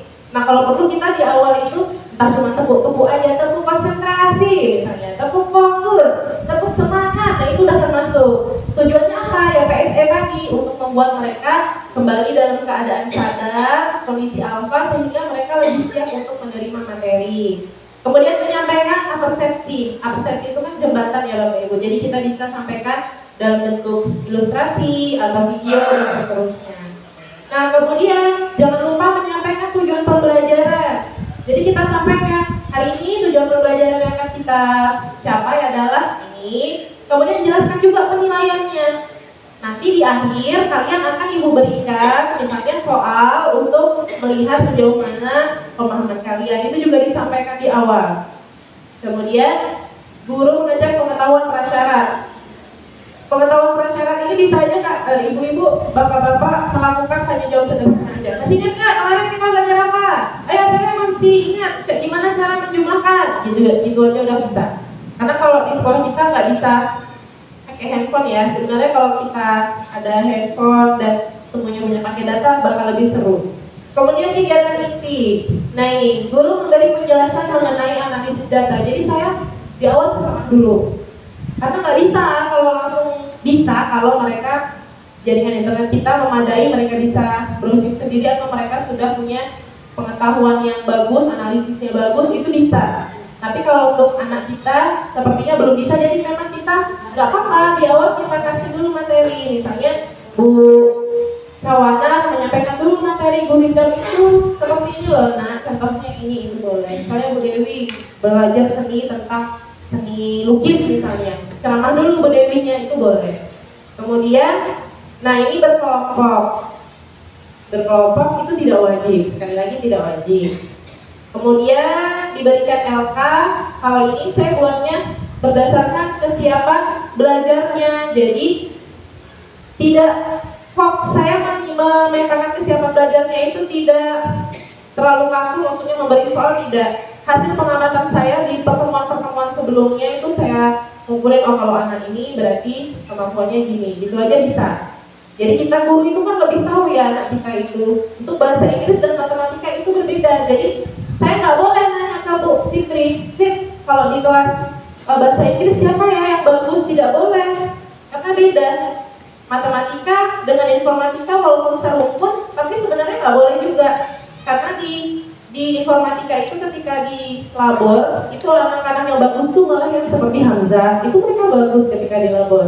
Ketika di kelas mungkin agak kurang ya, makanya nggak bisa kita menanyakan kepada guru lain. Kita yang tahu di pelajaran kita, mungkin di seni anak-anak yang kayak dulu Reza itu di seni bagus kan Bu Dewi. Nah kita nggak bisa tanya ke guru lain, nggak bisa. Kita yang paling tahu anak ini di pelajaran kita kemampuannya seberapa.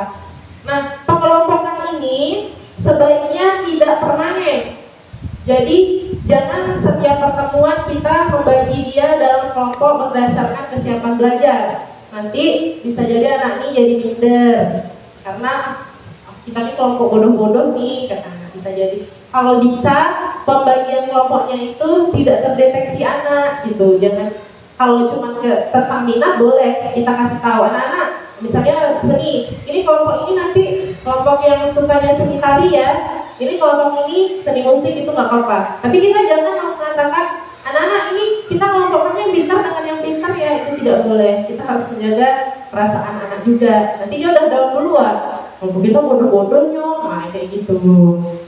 Terus ini ya, kalau di sini saya diferensiasi konten, jadi LK-nya itu saya buat bertingkat. Yang kelompok kesiapannya tinggi itu datanya lebih banyak. Kemudian yang sedang itu sedang datanya, yang rendah nggak terlalu banyak datanya. Jadi nanti mereka menganalisisnya tidak kesulitan. Terus ketika diskusi murid dipersilahkan untuk menanyakan dan selesai. Jadi di modul yang saya buat ini hanya 2 lembar setengah. Di lembaran ketiga itu hanya berisi kegiatan penutup saja. Jadi nggak susah. Ini pun karena hurufnya besar-besar. Mungkin kalau hurufnya lebih kecil 2 lembar cukup. Tadi yang 1 lembar kok identitas, nggak ada apa-apanya. Jadi nggak terlalu susah. Nah ini LKPD-nya dilampirkan. Setelah itu sumatifnya juga saya lampirkan dan rubriknya juga dilampirkan. Jadi cukup seperti ini aja, tidak usah terlalu susah-susah.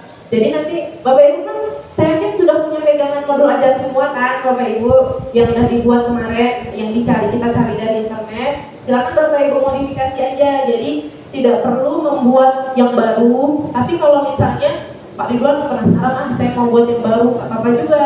Tapi kalau mau yang ada, Bu Fitri kan udah ada kemarin, Bu Sebunda lengkap. Ambil aja satu pertemuan yang terdekat, karena ini kan nanti akan dipraktekkan di kelas.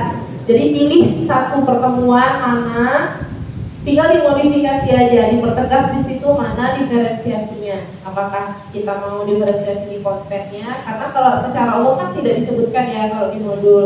Jadi nanti penugasannya seperti itu aja Bapak Ibu. Jadi Bapak Ibu tidak perlu terlalu kesulitan memikirkan yang baru, tetapi harapannya dalam modul ajar yang Ibu buat, yang Bapak Ibu buat, di dalamnya juga sudah memuat tentang diferensiasi dan pembelajaran sosial emosionalnya. Nanti akan coba saya bagikan contoh modulnya, Bu Leni juga nanti ya Ibu ya, dibagikan contohnya ke grup supaya nanti bisa menjadi referensi bagi Bapak Ibu dalam penyusunan sebuah modul ajar. Jadi kalau kita bicara tentang pembelajaran aktif, yang aktif gurunya atau muridnya Bapak Ibu? Gurunya atau muridnya? Gurunya. Pembelajaran aktif berarti gurunya harus bisa membuat anak-anak yang aktif seperti itu. Itulah mengapa tidak dianjurkan untuk ceramah dari awal sampai akhir, karena kalau dari awal sampai akhir kan gurunya yang aktif, anaknya hanya duduk mendengarkan. Untuk anak-anak yang audio mungkin dia suka, tapi kalau anak-anak yang visual, yang kinestetik, nah itu dia gak akan dekat. Jadi pembelajaran aktif itu pembelajaran yang menuntut siswanya untuk bisa lebih aktif dalam kegiatan pembelajaran. Kita sama-sama belajar Bapak Ibu, bukan berarti saya, Bu Leni, Bu Ana menyampaikan di depan kami jauh lebih expert, bukan. Kebetulan aja kami materinya dapatnya duluan, jadi kami saling berbagi. Mungkin dalam pelaksananya lebih bagus Bapak Ibu, cuman saat itu Bapak Ibu nggak tahu kalau itu, oh ternyata itu diferensiasi kok. Selama ini sudah dilakukan, tapi kita tidak tahu seperti itu. Mungkin sampai di sini. Apakah Bapak Ibu ada yang mau memberikan tanggapan mengenai apa yang sudah disampaikan? Boleh masukan, boleh saran, boleh pertanyaan, silakan Bapak Ibu. Silakan Pak Ridwan. Ini dalam modal ajar ini pertama sekali bisa tidak satu istilahnya setiap pertemuan artinya apa namanya itu kalau dulu kan RPP atau modal ajarnya, kalau satu materi itu bab 1 namanya itu alokasi waktunya 15 jam. 15 jam. Pertama itu ada satu materi itu waktunya 15 jam. Berarti itu kan 5 kali pertemuan. 5 kali pertemuan itu bisa satu modul aja, atau kita boleh bagi 5 itu. Pertemuan itu ya Pak? Ya, itu yang pertanyaan pertama. Yang kedua, dari 5 kali pertemuan tadi atau 5 apa tadi, apakah bisa kita setiap pertemuan itu kita setiap kadang tidak sempat penilaian menanyakan hasil hari itu. Sekarang ada pertemuan akhir nanti yang kelimanya itu semuanya ya, atau yang lebih efektif bagaimana? Setelah itu andai kata anak itu dari 25 orang itu tadi, setelah kita adanya proses penilaian, ternyata anak itu dari 25 cuma yang sudah bisa dikatakan menguasai materi yang kita ajarkan hanya 5 orang. Yang 20 lagi apa tidak tahu, atau tahunya hanya sekitar 5% atau hanya di bawah daripada sekolah, di bawah dari apa yang diharapkan lah. Lebih banyak tak tahu. Itu gimana? Apakah kita menambah waktu lagi, atau kita harus memberikan tugas terhadap anak, atau bagaimana?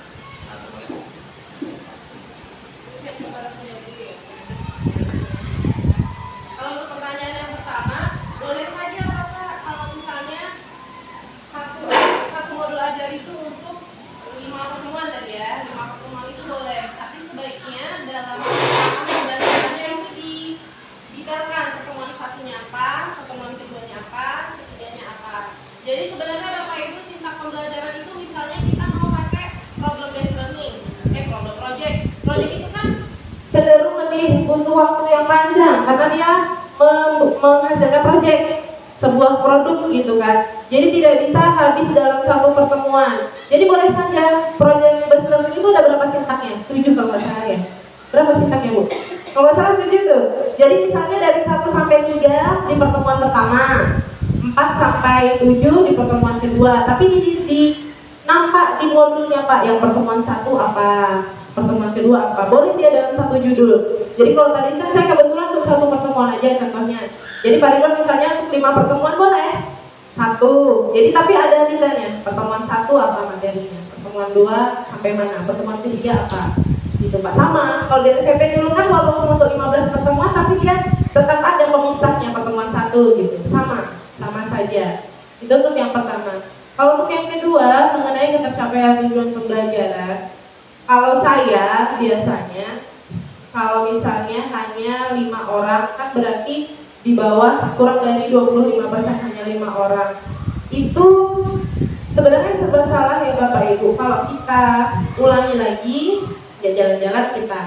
Tapi kalau kita lanjut nanti dia akan terhambat. Apalagi matematika itu kan dia berjenjang. Kalau ini dia nggak dapat, ya di atasnya nggak dapat. Kalau saya biasanya lebih memilih untuk mengulang, kemudian saya manfaatkanlah yang 5 ini sebagai tutor sebaya. Karena kita susah menyediakan waktu di luar pelajaran kan Bapak Ibu. Harusnya kita meluangkan waktu tapi kan susah. Anak pulangnya aja udah jam 4. Apalagi kita mau ngasih jam tambahan gitu misalnya. Jadi kalau saya biasanya saya ulangi lagi. Makanya biasanya kalau matematika itu kalau saya tanya ke sekolah lain, dapat berapa bab? Udah 3 bab sampai sini. Saya baru 1 bab masuk bab kedua. Karena ya itu tadi. Nah tapi ketika kita mengulang, sebaiknya cara penyampaiannya juga agak diubah. Jadi ketika misalnya satu tujuan pembelajaran tidak tercapai misalnya, kita harus refleksi kira-kira kenapa dia tidak tercapai, salahnya di mana, kita perbaiki di pertemuan berikutnya. Kalau kita melakukan yang hal sama, nanti hasilnya sama aja. Kemudian kita tidak boleh Bapak Ibu, kalau remedial itu hanya memberi tugas itu tidak boleh. Jadi kalau kita mau remedial harus ada penguatan materinya dulu, baru kita kasih tugas. Karena kalau hanya kasih soal itu ya tidak ada perbaikan. Gitu. Kalau dari saya itu, mungkin boleh nih mau menambahkan. Penjelasannya perbedaan kurikulum merdeka dengan kurikulum 13. Ya, remedial. Sebenarnya secara garis besar kurikulum merdeka itu tidak jauh beda Bapak Ibu dengan kurikulum 13 sama saja Pak. Cuman ada perbedaan nama. Kalau untuk pelaksanaan juga seperti itu. Nah jadi kalau misalnya untuk pelaksanaan remedial itu kebijakan guru Pak. Kalau misalnya yang remedial hanya 5, mungkin kita bisa entah kasih jam tambahan atau kita kasih penjelasan lebih atau kita buat video kita kasih. Tapi kalau lebih banyak yang tidak lulus, sebaiknya kita ulang saja materinya. Seperti itu kalau saya biasanya gitu. Kalau secara prinsip sama aja Pak. Di K13 kan juga seperti itu ya Bapak ya. Harusnya kan per KD kalau dulu kan. Per KD, makanya kita ketika ngisi rapor, kalau di K13 itu kita ngisinya per KD. Karena tiap KD itu bisa jadi beda nilainya. Di KD 1, 3.1 mungkin dia bagus 78, 78 kok bagus 87. Kemudian di KD 2 dia kebetulan lagi sering sakit, jadi nilainya hanya 69 per KD kalau dulu. Kalau sekarang itu per tujuan pembelajaran, tapi di akhirnya itu tetap nilai akhir. Itulah kenapa kita sebenarnya tidak boleh remedial itu di setelah ujian. Harusnya remedial itu di setiap, kalau di K13 itu setiap KD. Tidak tercapai di KD ini, berarti harusnya tidak bisa lanjut ke KD berikutnya atau kita selesaikan per KD. Itu teorinya ya Bapak Ibu. Dalam praktiknya saya juga dulu sering kok pas selesai ujian baru remedial. Kalau sekarang juga seperti itu. Bedanya dulu per KD, sekarang per PP. Jadi itu kebijakan Bapak. Apakah Bapak mau mengulang lagi atau Bapak misalnya sediakan uang tambahan atau materi tambahan untuk mereka supaya tujuan pembelajarannya tercapai. Lagi-lagi ini teorinya itu sudah bagus sekali, dalam pelaksanaannya memang harus kita akui tidak sesemudah teorinya. Dengan segala keterbatasan kita, sebagai keterbatasan kondisi murid kita, prasarana yang tersedia memang tidak semudah teorinya, tetapi tidak ada salahnya untuk kita coba aplikasikan pelan-pelan. Mungkin Bu Leni atau Bu Anang mau memberikan penguatan. Yang disampaikan Ibu Lia tadi sebenarnya sudah menjawab semuanya. Jadi yang pertanyaan Pak Ridwan yang terakhir itu perbedaan kurikulum 13 dengan kurikulum merdeka. Jadi sebenarnya sama aja ya, sama aja semuanya. Tapi pada kurikulum merdeka ini, merdeka artinya pada pembelajaran kita memberikan kemerdekaan, kebebasan pada murid bagaimana cara dia bisa mendapatkan pembelajaran yang menyenangkan sesuai dengan gaya belajar mereka. Jadi merdeka dalam belajar itu artinya, jadi pada kurikulum merdeka ini guru berusaha mencari bagaimana strateginya supaya bisa memberikan pembelajaran yang sesuai dengan minat murid, sesuai dengan gaya belajarnya. Jadi kalau untuk tekniknya segala macam kayak modul ajar itu sama dengan SPP yang dulu, sama semuanya. Bagaimana remedialnya tidak ada bedanya, itu pelaksanaan di kelas. Tapi strategi pada kurikulum merdeka ini kuncinya adalah kita memberikan pembelajaran pada murid yang membuat murid itu bisa merasakan merdeka dalam belajar, bisa memenuhi kebutuhannya, rasa ingin tahunya, memenuhi keinginan dia, kebutuhan belajar dia. Misalnya ada ingin belajarnya estetik itu tadi yang sudah dijelaskan oleh Ibu dia secara gamblang tadi, yang disampaikan oleh Bu Ana juga. Jadi itu intinya, tidak ada perbedaan, semuanya sama Pak. Kemudian saya pun sudah melaksanakan walaupun secara masih belajar, terasa bagi saya kalau pembelajaran berdiferensiasi ini kalau kita laksanakan di kelas, kalau menurut saya lebih enak. Tapi memang di awal kita harus merancang dulu, tapi ketika pelaksanaan tidak terasa capek. Beda dulu ketika masih kurikulum 2013, kurikulum KBK, saya lebih banyak ceramah, kemudian menjelaskan. Saya lebih merasa mungkin murid tidak bisa paham kalau saya tidak menjelaskan. Saya jelaskan semuanya, saya capek sendiri. Tapi pada saat melaksanakan, mulai bertahap melaksanakan pembelajaran berdiferensiasi, terasa saya memfasilitasi saja murid-murid kami dengan melalui ada ini seperti siswa suka dengan ini, suka dengan ini. Tapi memang ya kita di awal kita mesti merancangnya bagaimana proses pembelajaran di kelas itu tadi. Tapi modul dengan FPP sama aja semuanya. Itu saja kabarnya. Benar Pak. Pak Ridwan sudah cukup Pak. Baik, silakan Pak Final. Terima kasih. Mengucapkan kepada ibu hebat, ibu Merak, alhamdulillah ini luar biasa sekali nampaknya. Jadi nampaknya apa yang disampaikan oleh yaitu 3 orang guru penggerak tadi bisa memberikan pencerahan. Kenapa saya katakan gitu? Karena yaitu mungkin dalam halnya nampak yaitu terbuka titik terangnya dah namanya itu. Yaitu pembelajaran berdiferensiasi tadi luar biasa sekali. Ternyata yaitu tidak hanya yaitu kita takut-takut saja, kita yang penting berbuat. Salah satunya yaitu bagaimana yaitu kita berdiferensiasi tadi, masalah isi tadi itu besar, konten tadi dan sebagainya. Bagaimana ya juga yaitu produk tadi lagi, proses dan sebagainya. Ya ternyata mungkin sudah banyak yaitu sudah dilaksanakan apa itu. Tapi di situ mungkin kita tak tahu barangnya mana dan sebagainya itu. Ya, jadi mungkin untuk menjelas lagi ini sebagai apa juga menekankan bagi motivasi dan juga menegaskan kembali. Mungkin dalam hal ini kita alhamdulillah mungkin dah 2 tahun kita melaksanakan ini. Yang pertama tadi kita yaitu kopi saja, dan sekarang kita akan berubah sedikit-sedikit dan sebagainya, sehingga nanti kalau kita menyelami, kalau kita ikut kegiatan ini kita laksanakan, insya Allah kita dah nampak seperti K13 yang kita laksanakan. Jadi juga saya terima kasih kepada yaitu hebat penggerak dalam begini memberikan yaitu pencerahan daripada K13 dan juga IKN tadi. Itu luar biasa sekali, sama ternyata itu ya. Cuma dalam ini mungkin saya juga sedikit di bawah dia ada teman-teman itu. Ada istilah-istilah baru tentang yaitu persamaan IKN dengan yaitu K13 itu sudah lengkap namanya, mungkin ada lebih banyak lagi teman sebagai informasi namanya itu.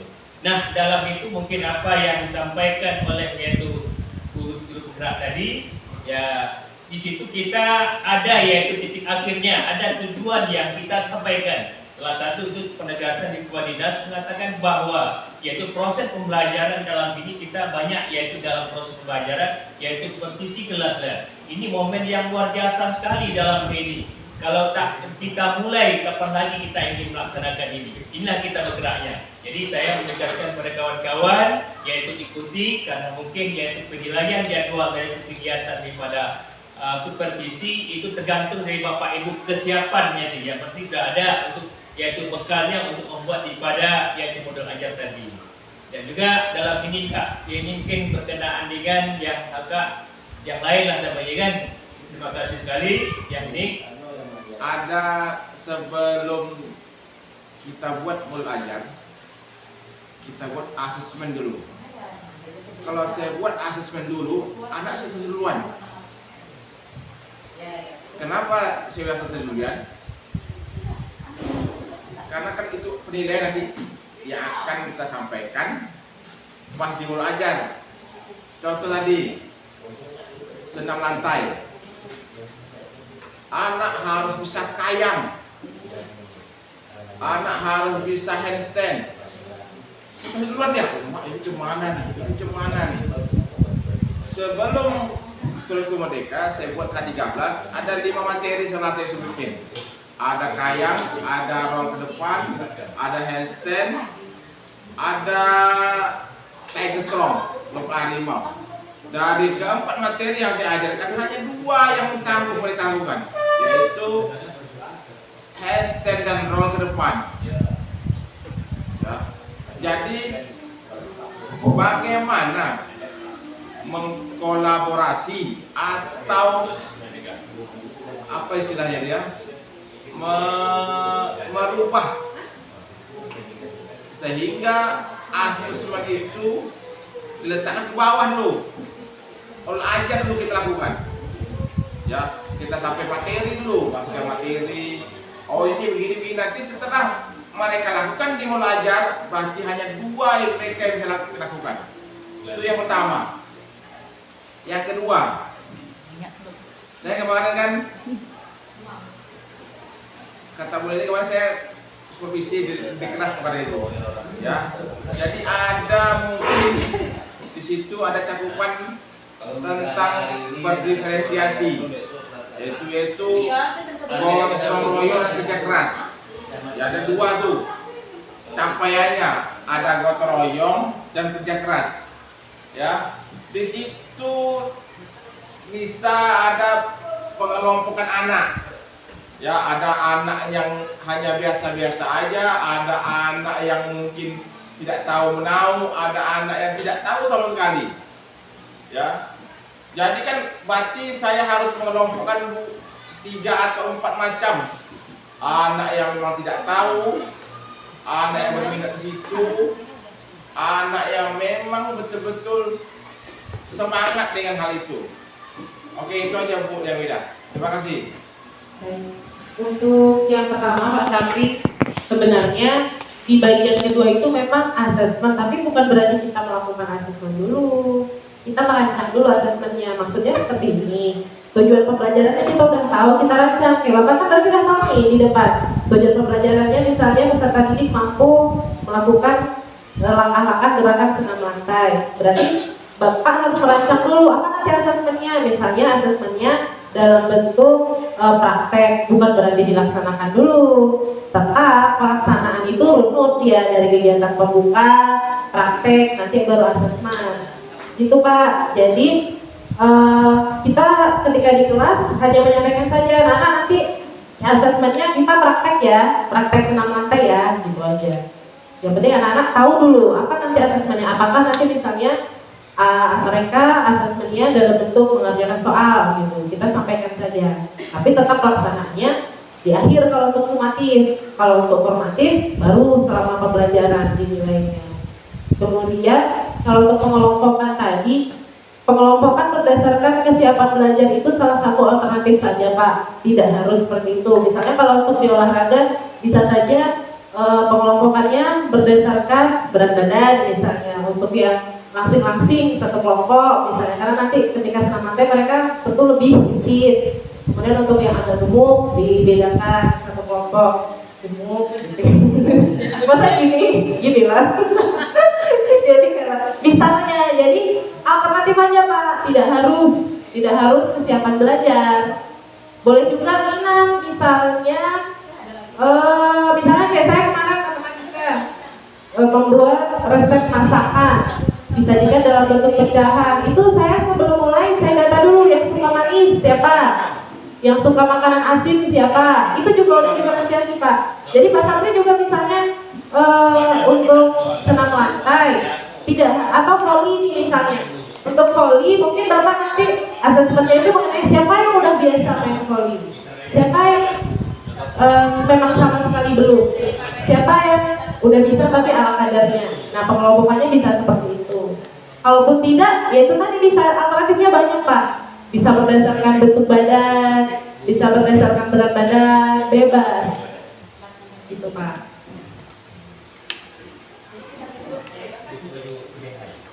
Gimana Pak Sapri?